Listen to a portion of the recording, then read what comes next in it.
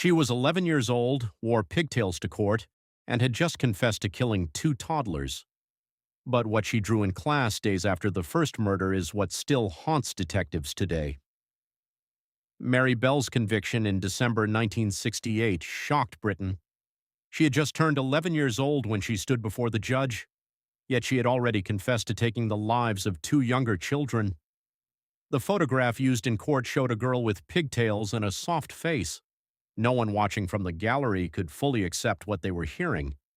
This child did not fit the image of a killer that most people carried in their minds, but the evidence was there. The confessions were recorded, and the families of Martin Brown and Brian Howe sat in the back row weeping. Mary Bell became a symbol of a question society still cannot answer. What do we do with a child who commits adult evil? Betty Bell was 16 years old and already broken when Mary arrived. She worked as a prostitute in a poor section of Newcastle. When the nurses placed Mary in her arms, Betty reportedly turned away and asked the doctors to take the baby back. She did not want a daughter. She did not want the responsibility. Over the next several years, Betty would leave Mary with relatives or neighbors while she traveled to Glasgow for work. The absences hurt Mary deeply, even though Betty's presence often brought abuse. One relative watched in disbelief as Betty tried to hand Mary over to a woman who had been seeking to adopt. The relative stepped in and returned the girl to a home that never truly wanted her. Mary's childhood included events that made doctors and neighbors suspicious. She fell from a second-floor window at age 4 but survived with only bruises. At age 5, she swallowed a dangerous number of sleeping pills and had to have her stomach pumped. Each incident brought attention to Betty, who seemed to enjoy the sympathy from hospital staff and relatives. One theory suggested Betty suffered from Munchausen by proxy, meaning she deliberately made Mary sick or injured to gain sympathy for herself. Another theory was darker. Betty was trying to kill her daughters slowly, making each attempt look like an accident. Mary herself later offered a third explanation. She told psychiatrists that her mother forced her into sexual acts with men starting at age 5. The family denied knowing. The weeks before May 1968 showed a clear change in Mary's behavior. She became quieter in some moments and explosively violent in others. On May 11th, she was seen playing with a 3-year-old boy near an old air raid shelter. The boy later turned up badly injured after what adults called a fall. Mary said nothing about what really happened. The next morning, 3 separate mothers walked into the local police station. Each reported that Mary Bell had tried to choke her young daughter. None of the victims were seriously hurt, but the pattern was impossible to ignore. Police brought Mary in for questioning. She sat calmly, answered politely, and was released with a stern warning. The officers believed they had handled the situation correctly. They were wrong. Martin Brown was 4 years old. He had sandy hair and a habit of following older children around the neighborhood. On May 25, 1968, he followed Mary Bell into an abandoned house. No one saw him enter. No one saw Mary place her hands around his throat and squeeze until he stopped breathing. She left his body under a window and placed an empty aspirin bottle next to him to confuse investigators. Then she walked to find her friend Norma and brought her inside to see the result. Later that same day, Mary approached Martin's aunt on the street. She claimed she knew where the boy was and that he was covered in blood. The aunt followed Mary into the building and discovered her nephew's body. Mary stood in the doorway watching the woman scream. Days after Martin Brown's death, Mary's teacher assigned a simple drawing exercise. The children were told to illustrate something they had seen or heard about recently. Mary produced a drawing of a boy lying on his back with his eyes closed. A bottle stood next to him with the word tablets written on it.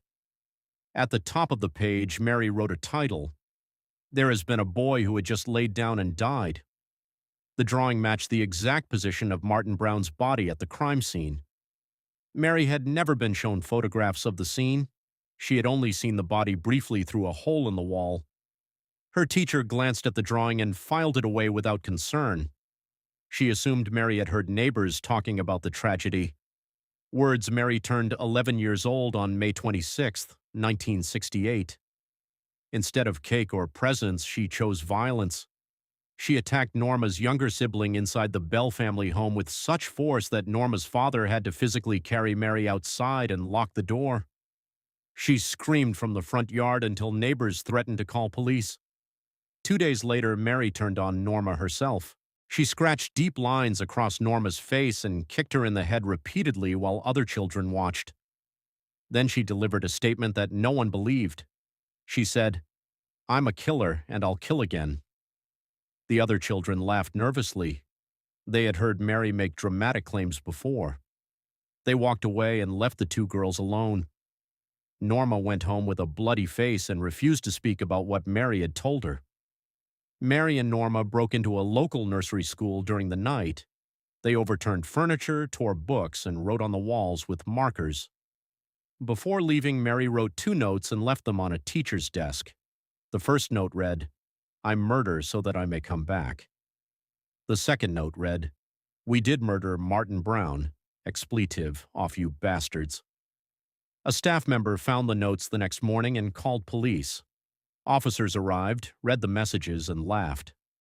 They told the nursery staff that children often wrote shocking things for attention. No fingerprints were taken, no investigation was opened. The notes were thrown into a trash bin. Mary later told a psychiatrist that she stood behind a fence and watched the police arrive. She said she felt disappointed that no one took her seriously. Brian Howe was 3 years old. He had blonde curls and was last seen playing near a wasteland on July 31st, 1968. Mary Bell led him to a hidden spot behind some abandoned cars. She strangled him. Then she returned to the body hours later with Norma. Using a razor blade, she carved the letter N into Brian's stomach. She later changed the N to an M using the same blade. She cut off some of his hair with scissors. She mutilated his genitals. When police questioned Mary about Brian's death, she mentioned that she had seen another boy carrying scissors near the scene. The detective interviewing her went silent. The police had never released any information about scissors to the public. Mary had just told them something only the killer could know. The trial ended on December 17, 1968. Norma Bell walked free. The jury accepted that she had been led by Mary and had not committed violence herself. Mary Bell was convicted of manslaughter, not murder, because psychiatrists argued she suffered from diminished responsibility due to years of abuse. The judge looked directly at her and used the word dangerous. He said she posed a grave risk to other children. Mary served 12 years and was released at age 23. She received a new identity and lifetime anonymity. Years later, she became a mother and then a grandmother. A British court granted her a permanent anonymity order in 2003. It was the first order of its kind. It is now called a Mary Bell order. Her current location is unknown.